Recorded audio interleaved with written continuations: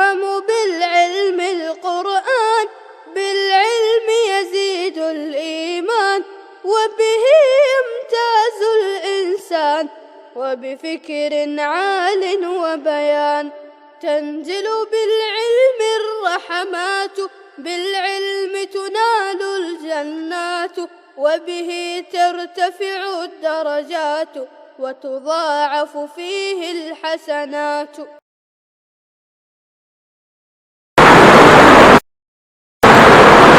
بسم الله الرحمن الرحيم. الحمد لله رب العالمين والعاقبة للمتقين، والصلاة والسلام على سيد الأنبياء والمرسلين سيدنا وحبيبنا وحبيب رب العالمين محمد وعلى آله وأصحابه ومن هدى بهديه إلى يوم الدين.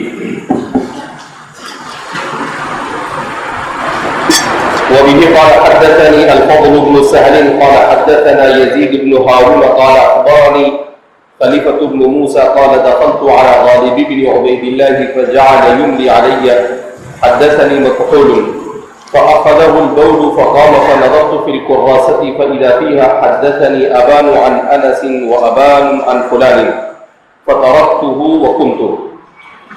قال وسمعت الحسن بن علي الحلواني يقول رأيت في كتاب عفان حديث هشام أبي المقدام حديث عمر بن عبد العزيز قال هشام حدثني رجل يقال له يحيى بن فلان عن محمد بن كعب قال قلت لعفان إنهم يقولون هشام سمعه من محمد بن كعب فقال إنما ابتلي من قبل هذا الحديث.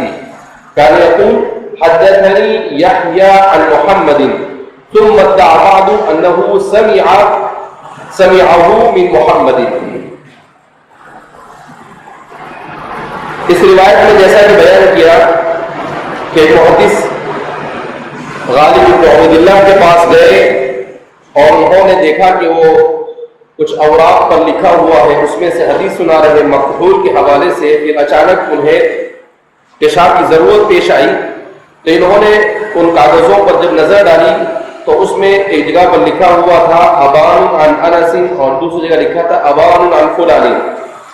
تو جیسے ہی یہ دیکھا وہ انہیں چھوڑ کر غالب بن عبید اللہ کو چھوڑ کر وہاں سے چل دیے کہ بھائی کتاب میں ایک بھی بات کو مختلف سند میں کہیں جہالت کے ساتھ اور کہیں بغیر جہالت کے ذکر کیا گیا ہے، لہذا انہوں نے اس محدث سے روایت کو ترک کر دیا.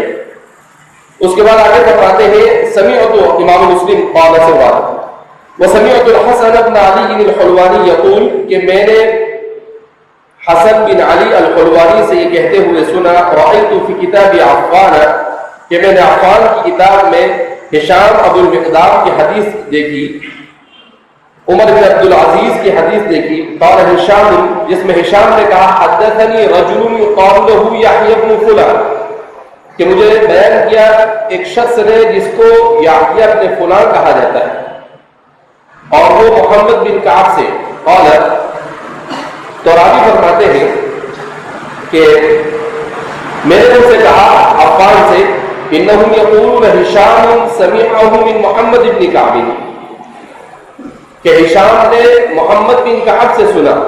فقال انما ابتلي من قبل هذا الحديث کہا اسی حدیث کی وجہ سے وہ آزمائش میں مبتلا ہوئے.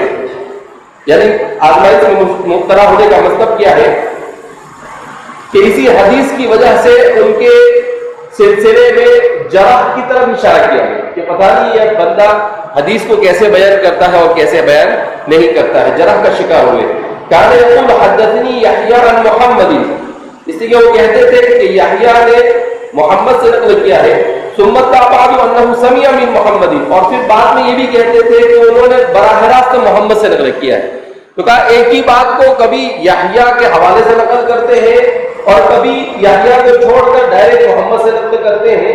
کہا جب لوگوں نے یہ دیکھا تو پھر عفان یہ محدثین کے نزدیک مجروح ہو گئے کہ بھائی ان کا کوئی ٹھکانہ معلوم ہوتا نہیں ہے، کبھی کسی کو بیان کرتے ہیں اور کبھی اس لیے کہ ہمارے محدثین نے اسانید کا بڑا انتظام کیا ہے. اور اگر انہوں نے انتظام نہ کیا ہوتا تو بڑے مشاکل ہوتے. وہ بھی اصل بتلانا یہاں پر مقصود یہ ہے کہ کسی محدث کی جانب سے ذرہ برابر بھی بے احتیاطی کہیں پر دیکھی جاتی تھی، فوراً اس محدث کو ہمارے محدثین ریجیکٹ کرتے تھے اور اس کی باتوں کو لیتے نہیں تھے. وبه قال حدثني محمد بن عبد الله بن قهزاد قال سمعت عبد الله بن عثمان بن جبلة يقول قلت لعبد الله بن المبارك من هذا الرجل الذي رويت عنه حديث عبد الله بن عمرو يوم الفطر يوم الجوارح؟ قال سليمان بن الحجاج انظر ما وضعت في يدك منه. قال ابن قهزاد وسمعت وهب بن زمعة يذكر عن سفيان بن عبد الملك قال عبد الله يعني ابن المبارك رأيت روح بن عطيف صاحب الدم قدر الدرهم وجلست إليه مجلسا فجعلت أستحيي من أصحابي أن يروني جالسا معه كره حديثه. کیا فرماتے ہیں؟ محمد بن عبداللہ بن قہزاد کے حوالے سے نقل کرتے ہیں. قہزاد یہ فارسی لفظ ہے، اس کے معنی آتے ہیں پہاڑ کا بیٹا. قہزاد کے معنی یہ چونکہ علم حدیث عرب کے بعد سب سے زیادہ جس علاقے میں قرن ثانی میں عام ہوا وہ علاقہ ہے جس کو اس وقت کہا جاتا ہے ایران سے لے کر ازبکستان، قزاقستان اور تاجکستان کا یہ علاقہ ہے جو کسی زمانے میں روس کے زیر لگی رہا اور روسیوں نے وہاں پر مسلمانوں پر بہت ظلم اٹھائے. تو یہ پورا علاقہ جو جس میں سے بعض حصہ افغانستان میں آتا ہے، خراسان وغیرہ، بعض حصہ ازبکستان میں آتا ہے، بعض حصہ تاجکستان، بلکہ پورا ازبکستان اور تاجکستان جو ہے، اور اس کے علاوہ ایران میں کچھ حصہ آتا ہے، بلوچستان میں کچھ حصہ آتا ہے. تو یہ پورا جو علاقہ ہے یہ علم حدیث کا ہی نہیں بلکہ علوم اسلامیہ کا مرکز رہا. بڑے بڑے فقہا اور محدثین تقریباً 8ویں 9ویں صدی تک اس علاقے میں پیدا ہوئے. امام بخاری کا بھی اسی علاقے سے تعلق ہے، امام مسلم کا بھی اسی علاقے سے، کوشیر یا خراسان کے قریب واقع ہے، ایران میں ہے جو اس وقت. امام بخاری کا جو شہر ہے وہ اس وقت یہ تاجکستان میں ہے. اسی طریقے سے امام ابو داؤد کا سجستان یہ بھی افغانستان کے اندر میں واقع ہے. تو یہ پورا علاقہ یہ محدثین، فقہا اور مفسرین کا علاقہ مانا جاتا تھا. اس علاقے میں 2ویں صدی ہجری کے اواخر سے لے کر تقریباً 8ویں 9ویں صدی ہجری تک علوم اسلامیہ نے بہت فروغ پایا اور پھر وہاں سے منتقل ہو کر ہندوستان آیا. پھر وہاں سے منتقل ہو کر کہاں پر آیا؟ ہندوستان آیا. ہندوستان میں اس کے آثار یہ 4 صدی ہجری میں شروع ہو گئے تھے اور 7ویں 8ویں صدی تک کے ہندوستان میں بھی کیا ہو گیا؟ وہ عروج پر پہنچ گیا. تو اس طریقے سے یہ افغانستان سے نکل کر عراق اور عراق سے ایران، ایران سے ادھر ازبکستان، تاجکستان، افغانستان ہوتے ہوئے یہ ہمارے علاقے میں کیا ہوا؟ یہ داخل ہوا اور اس طریقے سے اس نے ہمارے اس علاقے میں بیڑا ڈالا ہے. بہرحال علوم اسلامیہ کا جو سمندر ہے اور اس کے سمندر کا جو پانی ہے وہ جس طرح سے بہتا ہوا سمندر اپنا اور بہتا ہوا پانی اپنا راستہ کہیں سے بھی کیا کرتا ہے؟ ڈھونڈ لیتا ہے اور آگے وہ نکل جاتا ہے. بالکل یہی صورتحال اگر اسلامی علوم کی تاریخ کو آپ دیکھیں تو آپ کو نظر آئے گی کہ نبی کریم صلی اللہ علیہ وسلم کے آغوش سے علوم اسلامیہ کا یہ سمندر جو مکہ سے بہ کر مدینہ پہنچا، پھر مدینہ سے نکل کر کوفہ آیا اور پھر کوفہ سے شام گیا، یمن گیا اور پھر اس کے بعد اس پورے جزیرۃ العرب کو سیراب کرنے کے بعد وہاں سے نکل کر عراق کے بعد ایران کی طرف آیا، ایران سے افغانستان اور اس پورے خطے کو ایک طرف ادھر سیر کرتا رہا، ادھر عرب ممالک کے اندر میں جہاں کے صاحب نصب الرایہ امام اوزاعی تھے، یہ احباش کا علاقہ تھا جہاں پر آج بھی مسلمانوں کی تقریباً 25 سے 30 اسلامی ملک افریقی کنٹری کے اندر میں پائے جاتے، افریقی کھنڈ کے اندر میں پائے جاتے ہیں. وہ سب جگہ پر بہرحال یہ پھیلتا گیا، لیکن ان علاقوں میں بہت بڑے پیمانے پر علوم اسلامیہ پر کام ہوا اور علم حدیث پر. اسی لیے رشید رضا مصری نے جب ہندوستان کا دورہ کیا تو اس نے کہا لولا اخواننا الہنود، کہ اگر یہ ہندوستان کے علماء نہ ہوتے اس آخری دور میں تو شاید علم حدیث کا ذخیرہ اس دنیا سے ختم ہو چکا ہوتا. کہا لہم جہود کبیرہ، کہا ان کی بہت بڑی محنتیں ہیں قرون اخرى کے اندر میں. وہ کہتے تھے کہ آخری 300-400 سال میں علم حدیث کے اوپر جو اس ملک میں کام ہوا ہے وہ کام کہیں پر نہیں ہوا ہے، ہر ناحیے سے علم حدیث کے اوپر. اور ملک کے شام تو پہلے ہی سے مرکز بنا ہوا ہے، بدستور آج بھی مرکز ہے. اور چونکہ حضور نے کتابوں کے ستون وہاں پر معراج کے موقع پر دیکھے تھے، وہ قیامت تک اس کی برکتیں تو کبھی ختم ہونے والی نہیں ہے. تو اور سمعت عبداللہ بن عثمان بن جبلہ، وہ کہتے ہیں کہ میں نے عبداللہ بن عثمان بن جبلہ سے سنا، وہ کہتے ہیں قلت لعبداللہ بن المبارک، کہ عبداللہ بن مبارک سے کہا من هذا الرجل الذي رويت عنه حديث عبداللہ بن عمرو، کہ یہ وہ کون آدمی ہے جن سے آپ نے عبداللہ بن عمرو بن عاص کی روایت کو نقل کیا ہے جو یوم الفطر اور یوم الجوائز کے بارے میں. تو عبداللہ بن مبارک نے کہا قال سے مراد عبداللہ بن مبارک سلیمان بن الحجاج، کہا کہ اس سے مراد هذا الرجل سے مراد کون ہے؟ سلیمان بن الحجاج. اس روایت کے پورے متن کو امام بخاری نے حافظ ابن عساکر دمشقی کی کتاب المستقصى فی فضائل مسجد اقصی سے اس طرح سے نقل کیا ہے اذا كان يوم الفطر وقفت الملائكة على افواه الطرق ونادت يا معشر المسلمين اغدوا الى رب رحيم يأمر بالخير ويثيب عليه الجزيرة امركم فصمتم واطعمتم ربكم فاقبلوا جوائزكم فإذا صلوا العيد نادى مناد من السماء ارجعوا إلى منازلكم راشدين فقد غفرت لكم ذنوبكم كلها ويسمى ذلك اليوم يوم الجوائز. قوله سلیمان ابن الحجاج، عبداللہ مبارک فرماتے ہیں کہ وہ آدمی کی جس سے میں نے یہ یوم الفطر والی حدیث سنی ہے وہ سلیمان ابن الحجاج. کہنے کا مطلب یہ ہے کہ ایک روایت ہے، اس روایت کے محدثین کے یہاں پر یوم الفطر یوم الجوائز کے نام سے مشہور ہے. بعض احادیث کے محدثین نام لگ دیا کرتے تھے، جیسے حدیث سا ہے، حدیث یوم الفطر ہے، یوم الجوائز ہے. تو مصنف نے روایت کو نقل نہیں کیا اور اسی روایت کو امام بخاری نے ابن عساکر کے حوالے سے نقل کیا ہے. ابن عساکر یہ تاریخ اسلامی کے ایک نابغ روزگار ہستی گزرے ہیں. انہوں نے فضائل شام کے اوپر کتاب لکھی. کتنی جلدوں میں؟ 40 جلدوں میں، صرف فضائل شام. تاریخ شام لکھی ہے انہوں نے 70 جلدوں میں. پتہ نہیں انسان تھے کہ جنات تھے کہ عفریت سے بھی اوپر تھے بالکل. حالانکہ طالب علمی کے زمانے میں کن ذہن، لیکن محنت کرتے رہے اور پھر اس کے بعد ایسا دماغ چلا کہ یہ بھی حافظ دنیا سے کیا ہوئے، مشہور ہو گئے. علم حدیث، علم فقہ، ہر فن کے امام مانے جاتے تھے، بہت بڑے. اور ان کی کتاب 25-50 جلد سے کم ہوتی نہیں کوئی بھی کتاب. ایسا لگتا تھا جیسے چھاپخانہ لے کے بیٹھے ہوئے، بالکل ایسا لکھنے کے لیے رگڑتے رہتے تھے اور کسی بھی بات کو جب اٹھاتے تھے تو اس کو چھوڑ دے نہیں تھے. امام سیوطی ہے، ابن عساکر ہے، عبدالرحمن جوزی ہے، ابن تیمیہ ہے، ابن القیم ہے، ہمارے حضرت تھانوی ہے. لوگ جب کسی چیز کو اٹھاتے تھے اس کو یعنی شروع سے لے کر اخیر تک اس کو پہنچا دیتے ہیں. تو ہمارے ابن عساکر بھی انہی لوگوں میں سے بہت انتہائی حیرت انگیز انسان. تو ان کے حوالے سے فضائل مسجد الاقصی کے باب میں اس روایت کو امام بخاری نے نقل کیا ہے کہ اذا كان يوم الفطر، کہ جب عید کا دن ہوتا ہے، وقفت الملائکۃ علی افواہ الطرق، تو ملائکہ راستوں کے کناروں پر کھڑے ہو جاتے ہیں. افواہ الطرق کا مطلب راستوں کے منہ نہیں، افواہ الطرق کے مطلب راستوں کے کنارے کے اوپر کھڑے ہو جاتے ہیں.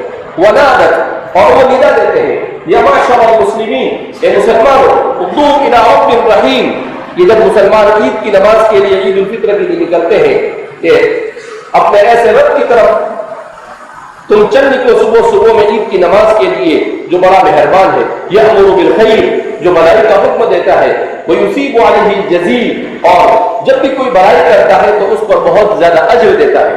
امرکم فصمتم، اس نے تمہیں روزے رکھنے کا حکم دیا تو تم نے روزے رکھے. واطعمتم रब्बकुम, और तुमने अल्लाह की मखलूक को खिलाया, गोया कि तुमने अल्लाह को खिलाया, इफ्तार कर रहे हो। फक़बुलू जवाइज़कुम, तो आओ अब तुम तुम्हारा इनाम वसूल करो। फ़इज़ा सल्लुल ईद, फिर जब वो ईद से फारिग हो जाते हैं, नादा मुनादिन मिनस समा, तो एक आसमान से निदा देने वाला निदा देता है फरिश्ता, इरजिउ इला मनाज़िलिकुम राशिदीना, ए लोगों रुश्द व हिदायत को अपनी झोली में लेकर अपने घरों की तरफ लौट जाओ। फ़क़द गफ़रतु लकुम ज़ुनूबकुम, तहक़ीक़ के मैंने तुम्हारे तमाम गुनाहों को माफ कर दिया। व युसम्मा ज़ालिकल यौम यौमुल जवाइज़, और इसी दिन को यौमुल जवाइज़ कहा जाता है। तो उसी रिवायत की तरफ क्या कर रहे हैं, इशारा कर रहे हैं। तो उस रिवायत में एक जगह पर अब्दुल्ला बिन मुबारक ने अर्रजुल का लफ्ज़ इस्तेमाल किया। तो ऐसा नहीं कि अब्दुल्ला बिन मुबारक ने कहा, अगर से अर्रजुल कहा, अब्दुल्ला बिन मुबारक बहुत बड़ा आदमी चल जाएगा, नहीं। तो अब्दुल्ला बिन उस्मान बिन जबला कहते हैं, मैंने अब्दुल्ला इमाम से कहा कि भैया ये रजुल कौन है, जरा साफ करो, नहीं तो बाद में चल गए रिवायत चलेगी नहीं। इसलिए कि रिवायत के अंदर रावी में क्या जाएगी, जहालत आएगी, और जब रावी में जहालत आएगी तो रिवायत मुतकल्लम भी हो जाएगी। तो फिर उन्होंने कहा कि भाई वो रजुल से मुराद कौन है, तो उन्होंने नाम दिया कि सुलेमान इब्न हज्जाज। रजुल से मुराद कौन है, सुलेमान इब्न हज्जाज। तो कहने का मतलब इस बात में यहाँ पर खासतौर पर इस रिवायत को इसीलिए वो जिक्र कर रहे हैं कि चाहे कितना बड़ा आदमी बयान करे, लेकिन जहां पर हदीस के एतबार से थोड़ी कहीं पर लचक देखते थे मुहद्दिसीन, तो फौरन उसको पूछ देते कि भैया जो है वो बता देना, बाद में तुम्हारे ऊपर उंगली उठेगी।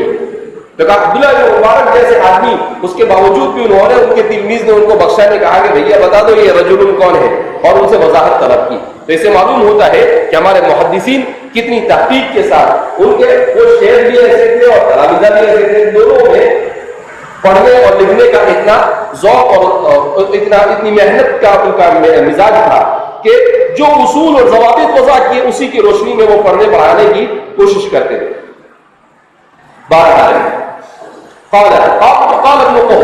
इब्न क़ौज़ार फरमाते हैं, वसमिअतु वहब बिन ज़अमत यज़कुरु अन सुफ़यान बिन अब्दिल मलिक क़ाल अब्दुल्लाह यानी इब्न मुबारक रअयतु रूहन बिन गुतैफ साहिब अद-दम क़द्र दिरहम वजलस्तु इलैहि मजलिसा फजअलतु अस्तहयी मिन अस्हाबी अन यरौनी जालिसन मअहु कुरिया हदीसुहु।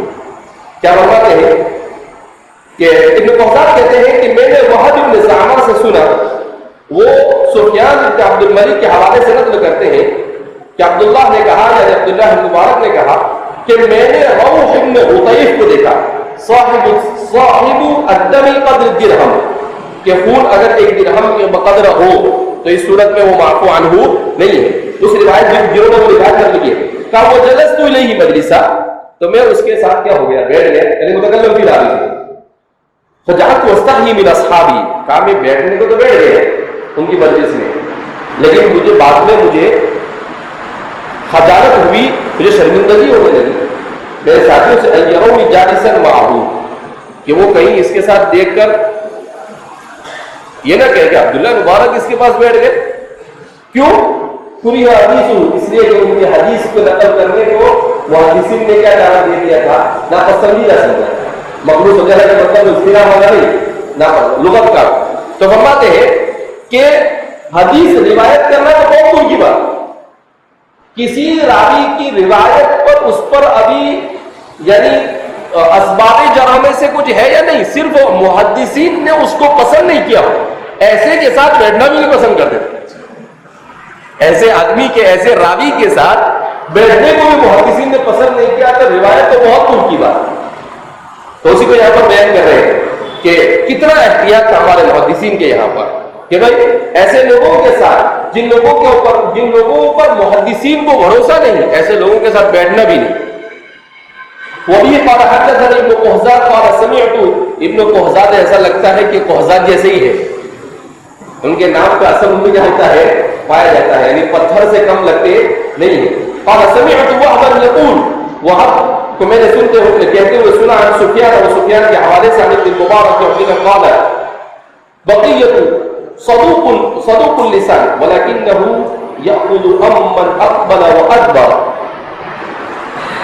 अब्दुल्लाह बिन मुबारक बकिया के बारे में फरमाते हैं कि बकिया सदूक़ुल लिसान है, खुद तो बहुत सच्चा आदमी है, झूठ बोलते नहीं, अच्छे आदमी है, लेकिन क्या बयान करते हैं وَلَكِنَّهُ يَأْخُذُ عَمَّنْ أَقْبَلَ وَأَدْبَرَ، لیکن کسی سے بھی حدیث لے لیتے، یعنی بذات خود بہت اچھا آدمی ہے لیکن دوسرے سے لینے میں احتیاط نہیں۔ اقبلہ و ادبرہ کا مطلب کیا ہے کہ جو اچھا بیان کرتا ہے اس سے بھی لے لیتے ہیں، ادبرہ جو غلط بیان کرتا ہے اس سے بھی کیا کرتے ہیں، لے لیتے ہیں۔ تو کہا کہ بذات خود ان کی ذات میں تو وہ اچھے ہیں، یہ تھا ان کا انصاف، ان کی ذات میں وہ اچھے ہیں، مگر جب کسی سے روایت کو نقل کرتے ہیں تو بڑا ڈر لگتا ہے۔ کہا کیوں ڈر لگتا ہے؟ کہا وہ جس سے روایت نقل کرتے ہیں اس کے بارے میں زیادہ چھان پٹک کرتے نہیں اور تساہل سے کام لیتے۔ اقبلہ و ادبرہ کا مطلب کیا ہے؟ تساہل سے کام لیتے ہیں۔ وبه قال حدثنا قتيبة بن سعيد قال حدثنا جرير عن مغيرة عن الشعبي قال حدثني الحارث الأعور الهمداني وكان كذابا۔ قتيبة بن سعيد سے امام مسلم نقل کرتے ہیں اور وہ جریر سے اور وہ مغیرہ سے اور وہ شعبی سے، شعبی فرماتے ہیں حدثني الحارث الأعور کہ مجھے حارث اعور نے بیان کیا الحمدانی نے، اور پھر اخیر میں بیان کرتے وكان كذابا، مگر وہ جھوٹا تھا، روایت بیان کر دیتے اور ساتھ میں بھی کیا بولتے تھے وكان كذاب۔ اس کا مطلب کیا ہے کہ راوی میں جو چیز پائی جائے وہ بیان کر دینا چاہیے۔ اب سوال پیدا ہو کہ جب کذاب کا نقل کیوں کیا؟ تو ہمارے محدثین نے دونوں چیزوں کا انتظام کیا، صحیح کو تو نقل کیا ہی احتیاط کے ساتھ، لیکن غلط کو بھی انتظام کے ساتھ ہے۔ میں کیا بولتا ہوں اس کو، صحیح کو تو احتیاط کے ساتھ نقل کیا ہی، مگر غلط کو بھی التزام کے ساتھ بیان کیا۔ غلط کو بھی کیسے بیان کیا؟ التزام کے ساتھ، غلط جہاں غلطی ہے اس غلطی کو برابر اس کی نشاندہی کر دی اور پھر آگے بن جاتے، تاکہ جو حدیث کو لے دے اس کے لیے اس کے لیے عافیت رہے اور سلامتی رہے کہ بھئی ہاں اس کے اندر یہ راوی آئے ہیں اور اس کے بارے میں محدث خود ہی کہہ رہے ہیں کہ وہ کان کذابا، اس لیے اپنے اس یہاں سے اپنے بھی آگے ہو جاؤ، آگے بڑھ جاؤ۔ وفي قال حدثنا ابو عبد الله بن بغداد الاشعري قال حدثنا ابو اسامه عن مفضل عن مغيرة قال سمعت الشعبي يقول حدثني الحارث الاعور وهو يشهد انه احد الكاذبين۔ فرماتے ہیں شعبی کے طریقے کو بیان کر رہے ہیں کہ وہ حارث اعور سے حدیث بیان کرتے تھے اور پھر کہتے تھے وهو يشهد کہ وہ گواہ ہے انه احد الكاذبين کہ وہ جھوٹوں میں سے ایک جھوٹا ہے، وہ جھوٹوں میں سے ایک جھوٹا ہے۔ تو فرماتے ہیں کہ اس طریقے سے اسی لیے بیان کرتے تھے تاکہ بعد میں آنے والوں کے لیے کوئی دشواری نہ ہو۔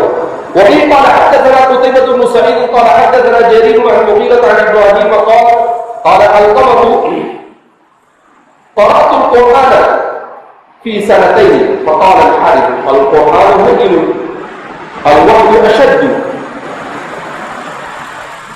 القمة کہتے ہیں کہ قرآن میں نے 2 سال میں پڑھ لیا۔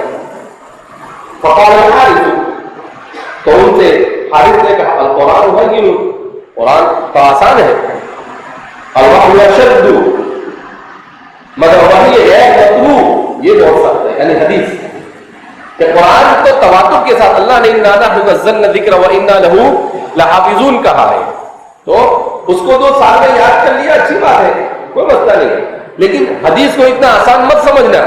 اشد وہ بہت پرپیچ وادی ہے، بہت پرپیٹ کیا ہے وادی ہے، کہا اس کو 2 سال میں اور 6 سال میں اور 6 مہینے میں وہ آئے گا ایسا سمجھنا بہت نہ مت۔ تو یہ کہہ کر اس کی اہمیت کو بیان کر رہے ہیں کہ بھائی وحی مطلوب تو آسان ہے مگر وحی غیر مطلوب یہ کیا ہے، بہت مشکل ہے، اس کے لیے آپ کو بہت محنت کرنی پڑے گی۔ وفيه قال حدثني حجاج بن الشاعري قال حدثنا احمد يعني ابن يونس حدثنا زائدة عن الأعمش عن إبراهيم أن الحارث قال تعلمت القرآن في 3 سنين والوحي في 2 أو قال الوحي في 3 سنين والقرآن في 2 شکیہ فرماتے ہیں حارث کے بارے میں، اوپر علقمہ کے بارے میں بیان کیا تھا، اب یہ حارث کے بارے میں بیان کرتے ہیں تعلمت القرآن في 3 سنين کہ میں نے قرآن کو 3 سال میں، والوحی في 2 الوحی سے مراد یہاں پر کیا ہے، وحی غیر مطلوب یعنی حدیث، اور حدیث کو 2 سال میں سیکھا۔ راوی کو تھوڑا سا شک ہو گیا کہ قال الوحی فی 3 سنین والقرآن فی 2 کہ بعد میں اس کو ایسا ہوا کہ جب یحییٰ خود یہ کہہ رہے ہیں علقمہ کو کہ بھئی قرآن کو 2 سال میں سیکھ لیا مگر وحی اتنی آسان ہوگی نہیں، تو پھر یحییٰ کیسے ایسا کہہ سکتے ہیں کہ قرآن 3 سال میں سیکھا اور وحی 2 میں؟ تو اس لیے راوی نے پھر ایسا کہا کہ شاید ایسا ہو سکتا ہے کہ الوحی فی ثلاث سنین، کہ حدیث کو سیکھنے میں 3 سال لگے اور قرآن کو میں نے 2 سال میں کیا کر لیا تھا، سیکھ لیا تھا، اور یہی بات زیادہ کیا ہے، صحیح ہے۔ وہ بھی قال حدثنا حجاج، یعنی حدیث کے باب میں اہتمام کی طرف اشارہ کیا جاتا ہے۔ وہ بھی قال حدثنا حجاج قال حدثنا احمد وهو ابن يونس حدثنا زائدة عن منصور والمغيرة عن ابراهيم ان الحارث اتهم، حجاج اپنے حوالے سے بیان کرتے ہیں منصور سے، والمغیرۃ عن ابراہیم، اور مغیرہ عن ابراہیم سے، کہ وہ کہتے ہیں ان الحارث اتهم، کہ بھئی حارث یہ متہم راوی ہے۔ حارث کیا ہے؟ متہم راوی۔ اب سوال پیدا ہوتا ہے حارث متہم کیوں ہو گئے؟ کہا کہ وہ کہتے ہیں کہ حدیث 3 ہی سال میں سیکھ لیا، اتنا آسان ہے کیا؟ اتنی آسانی کے ساتھ سیکھا جا سکتا نہیں ہے۔ تو کہا کہ وہ خود علماء کو کہتے ہیں کہ والوحی اشد، اور بعد میں خود وہ ان کے بارے میں کہا جا رہا ہے کہ وہ کہتے ہیں کہ 3 سال میں سیکھ لیا، تو ایسا کیسے ہو سکتا ہے؟ 2 سال اور 3 سال میں کون سا فرق ہے؟ تو کہا اتہم، اس کا مطلب یہ ہے کہ یعنی نظر ہٹی درگھٹنا گھٹی، یہ صحیح طور پر اگر فٹ ہوتا ہے تو کس کے اوپر فٹ ہوتا ہے؟ ہمارے محدثین کے اوپر۔ ذرا بھی ادھر ادھر کسی نے کچھ کیا کہ پھٹ سے اس کو کر لیتے تھے، پکڑ لیتے تھے، ایسا لگتا تھا جیسے بالکل رسی گلے میں ڈال کے کیا ہوئے ہو، بیٹھے ہو، کہ ذرا بھی گڑبڑ کیا تو وہ پھٹ سے اس کو کھینچ لیتے ہیں۔ وہ بھی قال حدثنا قتيبة بن سعيد قال حدثنا جرير عن حمزة الزيات قال سمعت مرة الحمداني من الحارث شيئا فقال له اقعد بالباب، قال فدخل مرة وأخذ سيفه، قال وأحس الحارث بالشر فذهب۔ محدثین اتنے ڈینجر ہو گئے، کیا فرماتے ہیں حمزہ زیاد کے حوالے سے، قال سمع مرۃ الحمدانی من الحارث شیئا، کہ مرہ الحمدانی نے حارث سے کوئی حدیث کے بارے میں کچھ غلط سلط سن لیا کہ یہ کچھ بھی حدیث کو کم کیا کر رہا ہے، بیان کر رہا ہے۔ فقال اقعد بالباب، تو کیا کہا معلوم اس کو، حارث کو، اے حارث ذرا بیٹھ گیا، ایسا کر کے اس کو دروازے کے پاس بٹھایا۔ قال فدخل مرہ واخذ سیفہ، وہ اندر گئے اور تلوار لے کر آئے۔ قال واحس الحارث بالشر، حارث کو کچھ ایسا محسوس ہو گیا، اس کے چھٹی سینس جو تھی اس نے اس کو بتلا دیا کہ یہ اندر گئے کچھ بھی گڑبڑ ہے، تو فرماتے ہیں کہ فذهب، وہ بھاگ گئے وہاں سے، وہاں سے کیا ہو گئے، بھاگ گئے۔ کیا مطلب کہ جھوٹی حدیث بیان کر رہا، تو مرہ نے اس دن پکا کر لیا تھا کہ اگر یہ آج پکڑا گیا تو اسی گردن ہی چھڑا دیتا ہوں۔ حضرت عمر جیسا ہوں گے غصے والے، تو انہوں نے کیا کہا کہ یہ بہت جھوٹی حدیث کیا کرتا ہے، بیان کرتا ہے۔ انہوں نے سوچ لیا کہ آج اس کی میں گردن کیا کرتا ہوں، اڑا دیتا ہوں، لیکن اس کی قسمت اچھی تھی کہ اس کے چھٹے سینس نے کام کر لیا اور وہ وہاں سے بھاگنے میں کیا ہو گیا، کامیاب ہو گیا۔ تو فرماتے ہیں یعنی اتنی غیرت تھی محدثین کو ان حدیث کے باب میں کہ اللہ کے رسول کی طرف غلط بات کو منسوخ کرے۔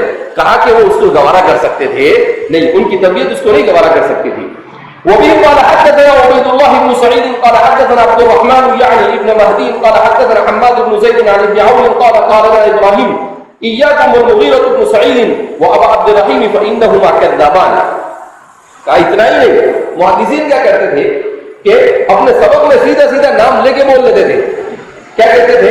قال لنا ابراہیم، ابن عون فرماتے ہیں کہ ہمیں ابراہیم نے کہا، یعنی پوری مجلس میں کہا، ایاکم والمغیرۃ بن سعید و ابا عبد الرحیم، کہ یہ مغیرہ ابن سعید اور ابو عبد الرحیم فانہما کذابان، ذرا بھی اس سے کوئی حدیث ودیث لیو مت، فانہما کذابان، اس لیے کہ یہ جھوٹے، فانہما کذابان، یہ جھوٹے۔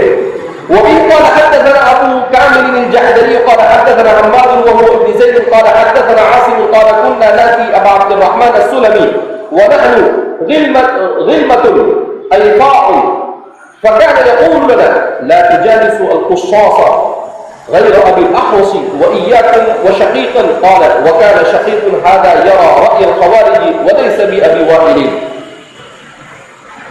یعنی ابو کامل الجحدری فرماتے ہیں کہ ہم سے حماد نے نقل کیا، اور حماد سے کون مراد ہے؟ امام مسلم فرماتے ہیں وہ ابن زید حماد بن زید مراد ہے۔ قال حدثنا عاصم، وہ کہتے ہیں کہ ہم سے عاصم نے کہا، کیا کہا عاصم نے؟ كنا ناتي عبد الرحمن السلمی، کہ ہم عبد الرحمن السلمی کے پاس آتے تھے، ان کی مجلس میں بیٹھتے، ونحن غلمة ایفاء، اور ہم بالکل نوخیز بچے تھے۔ غلمة الایفاء کا مطلب نوخیز بچے، یعنی بہت زیادہ عمر نہیں، چھوٹے چھوٹے تھے، ابھی چھوٹی عمر تھی۔ فَكَانَ يَقُولُ لَنَا, تو وہ ہم سے کہتے تھے, لَا تُجَالِسُوا الْقُصَّاصِ, یہ قصہ گوئی کہنے والوں کے پاس بیٹھا مت کرو.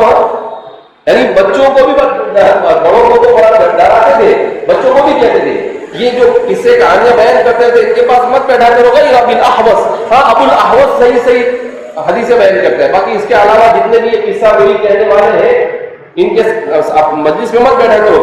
وَإِيَّاكُمْ وَشَقِيقًا, اور شقیق سے بھی ڈرتے رہو. یہ بھی راوی تھے. قال وكان شقیق هذا, کہا کہ شقیق سے مراد کون ہے؟ امام مسلم فرماتے ہیں یہ خوارج کی طرف ان کا میلان تھا. ان کا میلان کس کی طرف تھا؟ فرقہ خوارج کی طرف تھا. ولیس بھی ابی وائل, کہا کہ شقیق ابو وائل جو مشہور راوی وہ نہیں ہے, بلکہ شقیق یہ دوسرے ہیں جن کا میلان خوارج کی طرف تھا. تو محدثین نے ان سے بھی حدیث لینے سے منع کیا, لبدعتہ, اس کے بدعتی ہونے کی وجہ سے. وبه قال حدثنا ابو غسان محمد بن عمرو الرازي قال سمعت جريرا يقول لقيت جابر بن يزيد الجعفي فلم اكتب عنه كان يؤمن بالرجعه. بدعت راویوں سے اختلاف کرتے تھے, اب اس کو بیان کر رہے ہیں یہاں سے. قال سمعت جريرا, میں نے جریر سے سنا, يقول, وہ کہتے ہیں لقيت جابر بن يزيد الجعفي, کہ میں نے جابر ابن یزید الجعفی سے ملاقات کی. فلم اکتب عنہ, مگر اس سے کوئی حدیث لکھی نہیں. کہا کیوں نہیں؟ کہا یؤمن بالرجعۃ, اس لیے کہ وہ رجعت پر یقین رکھتا, اس پر یقین رکھتا تھا, رجعت پر یقین رکھتا تھا. اس کا مطلب کیا ہے؟ اس کا میلان شیعیت کی طرف. کس کی طرف تھا؟ شیعہ. شیعہ حضرات کے یہاں پر مختلف فرقے ہیں. کچھ فرقے ایسے ہیں وہ یہ کہتے ہیں کہ بھائی مہدی کا انتظار کرتے ہیں, وہ ایران میں کوئی غار ہے وہاں جا کے روتے بھی ہے, نکلنا بھیا کب نکلے گا, اندر ہے ہوتا نکلے گا نا, اور طرح طرح کی چیزیں کرتے ہیں. اللہ ہماری حفاظت فرمائے ہر طرح کی ضلالت اور گمراہی سے. تو شیعیت کی طرف میلان تھا. اس وجہ سے فرماتے ہیں کہ جابر ابن یزید الجعفی سے روایت کے لینے سے منع کر دیا, بدعت کا شکار ہونے کی وجہ سے. وبه قال حدثنا حسن الحلواني قال حدثنا يحيى بن آدم قال حدثنا بشر قال حدثنا جابر بن يزيد قبل أن يحدث ما أحدث. جابر بن یزید یعنی مسعود فرماتے ہیں کہ ہمیں جابر بن یزید نے بیان کیا قبل أن يحدث ما أحدث, قبل اس کے کہ ان کے ساتھ جو حادثہ ہوا پیش آیا. کیا مطلب اس کا؟ کہ پہلے ایسا تھا کہ وہ جو روایت بیان کرتی تھی اس کا اعتبار, مگر اس کے بعد ان کے ساتھ کوئی حادثہ پیش آ گیا جس کی وجہ سے ان کا حافظہ متاثر ہو گیا. ان کا حافظہ کیا ہو گیا؟ اب جب حافظہ متاثر ہو گیا تو حافظہ متاثر ہونے کی وجہ سے اب ان کی روایت کا اعتبار رہا نہیں. تو کہا محدثین اتنا احتیاط کرتے تھے کہ وہ یہ صاف کہہ دیتے تھے کہ حدثنا جابر بن یزید قبل ان يحدث ما احدث, کہ اگر وہ بدعتی ہو گیا ہے تو بدعتی ہونے سے پہلے, یا اس کا حافظہ خراب ہوا ہے تو حافظہ خراب ہونے سے پہلے مجھے یہ بات کہیں. تو کیا مطلب کہ محدثین اس بات کو جاننے کی کوشش کرتے تھے کہ اگر کوئی بدعت کا شکار ہے تو یہ بدعت یعنی مستمرہ اس کے ساتھ ہے یا بدعت حادثہ ہے. اگر وہ کوئی بیماری کا شکار ہوا ہے حافظے کے اعتبار سے تو وہ ہمیشہ والی بیماری ہے یا آج والی بیماری ہے. اگر ہمیشہ کی ایسی صورتحال ہے تو پھر وہ کہہ دیتے تھے اس کے بارے میں کہ قبل کہ اگر مثلا وہ پہلے صحیح مسلک کا تھا اور پھر کسی رائے کی طرف کیا ہو گیا, مائل ہو گیا خوارج کی طرف یا روافض کی طرف, تو کہتے تھے کہ بھائی قبل ان يحدث بما احدث, کہ وہ بدعتی بننے سے پہلے یہ روایت مطلب کیا ہے تو اس کا اعتبار, اور بدعتی بننے کے بعد اس کا اعتبار نہیں. اگر حافظے کا مسئلہ ہے تو کہا کہ اس کے ساتھ یہ حافظہ کا مسئلہ پیش آیا اس سے پہلے کی یہ بات ہے. تو پوری باریکی کے ساتھ ان چیزوں کا خیال کرتے تھے ہمارے محدثین. وبه قال حدثني سلمة بن شبيب قال حدثنا الحميدي قال حدثنا سفيان قال كان الناس يحملون عن جابر قبل ان يظهر ما اظهر فلما اظهر ما اظهر اتهمه الناس بحديثه وتركه بعض الناس فقيل له وما اظهر قال الايمان بالرجعه. سلمہ بن شبیب فرماتے ہیں حمیدی کے حوالے سے اور وہ سفیان سے, قال كان الناس يحملون عن جابر, کہ محدثین, الناس سے مراد یہاں پر عام لوگ نہیں, الناس ای المحدثون, يحملون عن جابر, کہا جابر کی روایت کو لے لیتے تھے, یعنی جابر کی روایت کے سلسلے میں اختلاف نہیں کرتے تھے, وہ اچھے راوی تھے. قبل ان يظهر ما اظهر, کوئی رائے ظاہر کی اس رائے کو ظاہر کرنے سے پہلے فلما اظہر، پھر جب ان کی ایک رائے آ گئی سامنے، ما اظہر، جو ان کی رائے تھی بدعت کی قسم کی، اتہمہ الناس بحدیثہ، الناس سے مراد یہاں پر ہے محدثین، الف لام راء خارجی ہے کہ اتہمہ الناس بالحدیث، تو اب اس کی حدیث میں لوگوں نے ان کو متہم قرار دیا، وترکہ بعض الناس، اور بعض نے تو بالکل چھوڑ دیا کہ بھئی یہ چلے والے نہیں۔ فقیل وما اظہر، تو ان سے پوچھا گیا کہ بھائی سفیان سے کہ کیا وہ کون سی بدعت تھی جس کا وہ شکار ہو؟ کہا کہ الایمان بالرجعۃ، کہا انہوں نے رجعت پر ایمان لایا، اس پر ایمان لایا۔ تو کہا وہ لوگوں نے کہا کہ بھئی اس کا میلان روافض اور شیعیت کی طرف ہو گیا ہے، لہذا اس بنا پر اس کی حدیث کو نہیں لیا جائے گا۔ وبه قال حدثنا حسن الحلواني قال حدثنا ابو يحيى الحماني قال حدثنا قبيصة واخوه انهما سمع الجراح بن مليح يقول سمعت جابر يقول عندي 70,000 حديث عن ابي جعفر عن النبي كلها۔ کیا فرماتے ہیں کہ دونوں بھائی جو بیان کرتے ہیں یحییٰ الحمانی، قبیصہ اور ان کے بھائی، ان دونوں نے جراح ابن الملیح سے سنا، یقول وہ کہتے ہیں کہ سمعت جابر، اور میرے جابر سے سنا، یقول وہ کہتے ہیں عنده 70,000 حدیثا، کہ وہ ان کے پاس 70,000 حدیث ہے عن ابی جعفر، صرف ابو جعفر کے حوالے سے، عن النبی کلھا، وہ کہا کہ وہ ڈائریکٹ نبی کریم صلی اللہ علیہ وسلم سے روایت کیا کرتے ہیں، نقل کرتے ہیں۔ کیا مطلب اس کا کہ ایسا کیسے ہو سکتا ہے کہ ایک ہی آدمی اتنی ساری روایتیں کیا کرتے تھے، بیان کرتے تھے۔ وبه قال حدثنا حجاج بن الشاعر قال حدثنا احمد بن يونس قال سمعت زهير يقول قال جابر او سمعت جابر يقول ان عندي ل50,000 حديث ما حدثت منها بشيء، قال ثم حدث يوما بحديث فقال هذا من 50,000۔ زہیر فرماتے ہیں قال جابر، جابر نے کہا او سمعت جابر، جب میں نے جابر سے سنا، وہ کہتے تھے ان عندي ل50,000 حدیث، کہ میرے پاس 50,000 حدیث تھے، ما حدثت منها بشيء، میں نے اس میں سے کوئی حدیث بیان نہیں۔ قال ثم حدث يوما، پھر ایک دن انہوں نے ایک حدیث بیان کی، فقال هذا من 50,000، کہا کہ یہ 50,000 میں سے ایک، 50,000 میں سے ایک۔ کیا مطلب کہ محدثین بعض مرتبہ ایسا بھی کرتے تھے کہ احادیث ان کو یاد ہونے کے باوجود بھی وہ اٹھا پٹک احادیث کو بیان نہیں کرتے تھے، بلکہ ضرورت پڑنے پر ہی حدیث بیان کرتے تھے۔ بعض محدثین بہت احتیاط سے کام لیتے تھے کہ ٹھیک ہے مجھے چاہے 1,00,000 یاد ہو چاہے 50,000 یاد ہو، لیکن ان کو ایسا لگتا تھا کہ یہاں بیان کرنے کی ضرورت ہے تو جتنی کی ضرورت ہے اتنی ہی بیان کرتے تھے، اس سے زیادہ کہا کہ 50,000 میں سے ایک بیان، اور کہا کہ وہ 50 میں سے یہ ایک۔ حضرت صحابہ کرام رضوان اللہ تعالیٰ مجمعین کا طرز عمل بھی یہی ہوا کرتا تھا، اور ہمارے محدثین نے مکمل طور پر اس کو لیا اور آمین کما عمل الناس پر عمل کیا، فجزاهم اللہ عن امت محمد خیر الجزاء۔ وبه قال حدثني سلمة بن شبيب قال حدثنا حميدي قال حدثنا سفيان قال سمعت رجلا سأل جابر عن قوله عز وجل فلن أبرح الأرض حتى يأذن لي أبي أو يحكم الله لي وهو خير الحاكمين، فقال جابر لم يجئ تأبير هذه، قال سفيان وكذب، فقلنا لسفيان وما أراد بهذا، قال إن الرافضة تقول إن عليا في السحاب فلا نخرج مع من خرج من ولده حتى ينادي مناد من السماء يريد عليا أنه ينادي اخرجوا مع فلان، يقول جابر فلا تأبير هذا الآية وكذب كانت في إخوة يوسف۔ کیا فرماتے ہیں؟ سلمہ بن شبیب فرماتے ہیں کہ مجھے حمیدی نے بیان کیا، اور وہ کہتے ہیں کہ ہمیں سفیان نے بیان کیا، قال سمعت رجلا، کہ ایک آدمی سے سنا، سأل جابرا، کہ اس نے جابر سے پوچھا، جن کا تذکرہ اس سے پہلے گزرا ہے ابھی، جابر الجوحی، تو کہتے ہیں کہ اللہ قرآن میں فرماتے ہیں فلن أبرح الأرض حتى يأذن لي أبي أو يحكم الله لي وهو خير الحاكمين۔ اب ظاہر سی بات ہے کہ اس آیت کریمہ کا تعلق کہاں سے اور کہ وہ جابر کہاں جوڑ ہے اس کو، وہ رجعہ جو بیان کیا تھا اسی کو بیان کیا تھا، فلن أبرح الأرض حتى يأذن لي أبي أو يحكم الله لي وهو خير الحاكمين۔ تو جابر نے کہا لم یجد تعویل هذه الآیہ، کہا یہ آیت کی تعویل ابھی آئی نہیں ہے. ہاں حضور کا زمانہ گزر گیا، سب کچھ ہو گیا، ابھی کیا کہاں سے نہیں آئی؟ تو کیا کہنے لگے؟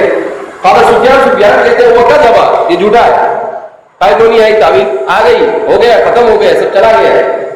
فقلنا لسفیان، تو ہم نے سفیان سے کہا وما اراد بهذا، کہا کہ یہ کیا بولنا چاہتا ہے، ابھی تک کہ اس کی تعبیر نہیں آئی. فإن الرافضة تقول، کہا کہ اصل میں روافض کا ایک نظریہ ہے، ان کا ایک عقیدہ ہے، ان علی فی الصحاب، کہ یہ جو بادل جو دوڑتے ہیں اس کے اندر میں تو اور حضرت علی رہتے ہیں. فلا يخرج مع من خرج من بلده، تو وہ کہتے ہیں کہ ہم کسی کو مانتے نہیں، کسی کے ساتھ نکلتے نہیں ہیں. اس کا مطلب کیا ہے کہ کسی کو ہم تسلیم کرتے نہیں.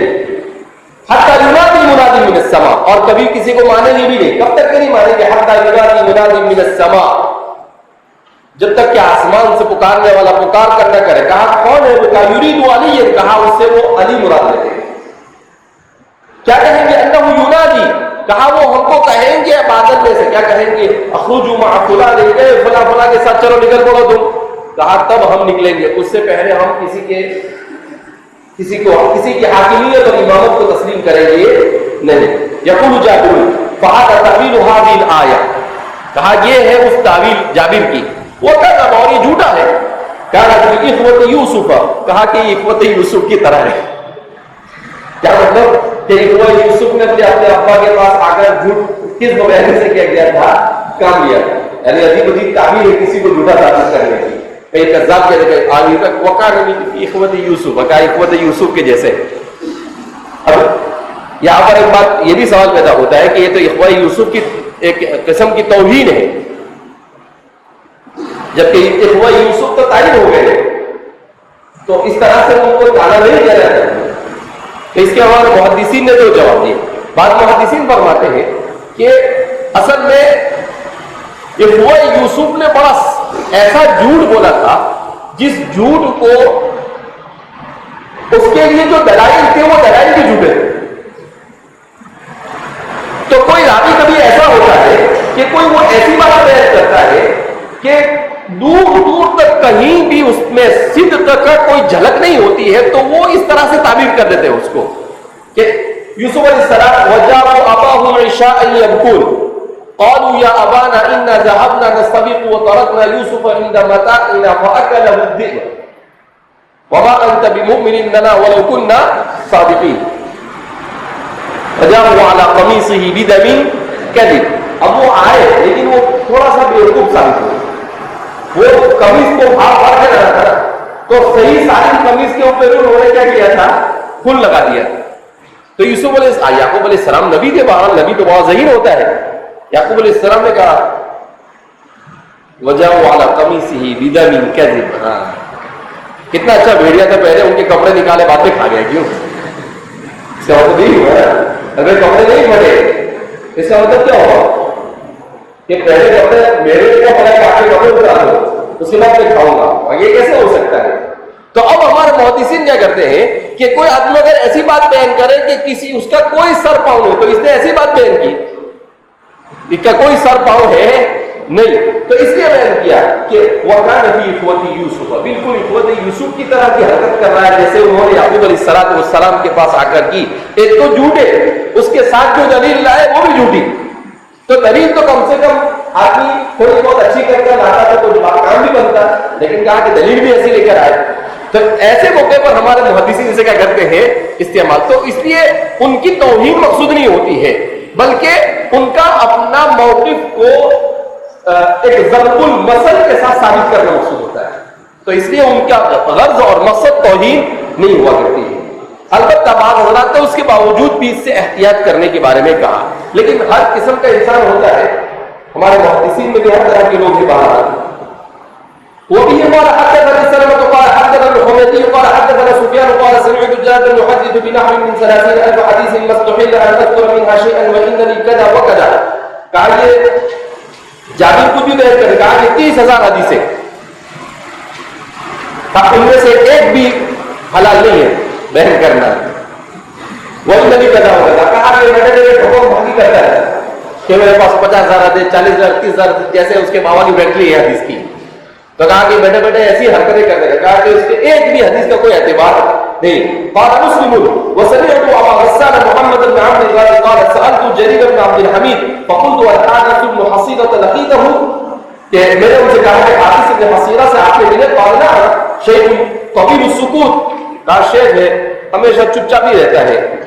یصر على امر عظیم, اور کوئی بھی بہت بڑا معاملہ ہو تو اس کے اوپر مصر ہو جاتا ہے, یعنی جرح کی ان کی, انہوں نے کیا کی, جرح کی.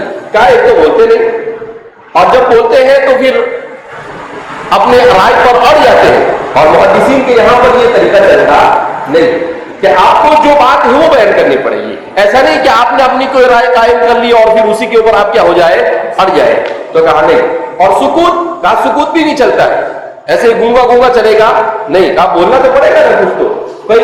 کہیں کوئی کچھ بھی بیان کرو اور آپ خاموشی سے بیٹھے, کہا کہ سکوت سلامت, کہا کہ ہر جگہ پر سکوت سلامت چلتا نہیں ہے, جہاں چلتا وہیں چلتا ہے, جہاں نہیں چلتا وہاں چلتا نہیں. تو ہمارے محدثین کہتے ہیں جہاں ضرورت ہو وہاں تو بولنا پڑے گا, وہاں پر بھی خاموشی اختیار کریں گے. تو ہمارے محدثین کہ یہاں پر تو ایسا ہے کہ ایک دم پرفیکٹ بولے گا. کیسا بولے گا, یعنی اگر نہیں بولا تب بھی پھنس گیا, حقیقت سے ہٹ کر بولا تب بھی پھنس گیا, بولنے میں احتیاطی کی تب بھی پھنس گیا. تو ایک دم بالکل اس کے اوپر رکھتے ہیں, نکیل کے اوپر رکھتے ہیں, سوئی کی نکیل کے اوپر رکھتے ہیں. کہا کہ ایک دم پرفیکٹ بولنے کا, نہیں تو خاموش رہنے کا, ورنہ کہیں سے بھی یہ تو بالکل ایسے 8-10 لوگ جیسے کوئی چیز پکڑنے کے لیے کھڑے ہوتے ہیں, ویسے ہی ہمارے محدثین چاروں طرف سے جال ڈال کے کیا ہوتے ہیں, کھڑے رہتے ہیں. اور وہ مائکروسکوپ کیا ہے سب ہے,